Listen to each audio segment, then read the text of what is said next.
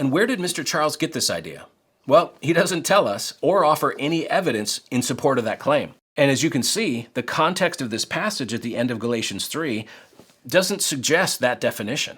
And in fact, if you look across Paul's entire body of writings, he consistently uses hellēn to refer to either ethnic Greeks or as a broad term that refers to all Gentiles. And you'll notice that Paul always uses this word to contrast Jews and non-Jews. And please, don't take my word for it. Do a word study for yourself on all of Paul's epistles. What you'll find is that he never distinguishes between what we might call traditional Jews and Greek-speaking or Hellenized Jews in any of his letters. I mean, that distinction just isn't germane to his theological arguments. So there is no scriptural support for Mr. Charles' interpretation of Galatians 3:28. No, look at what Paul's doing here in this verse.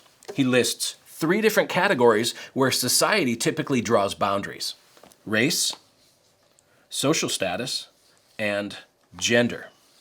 And he says, none of those categories matter in God's kingdom because we're all one in Christ Jesus.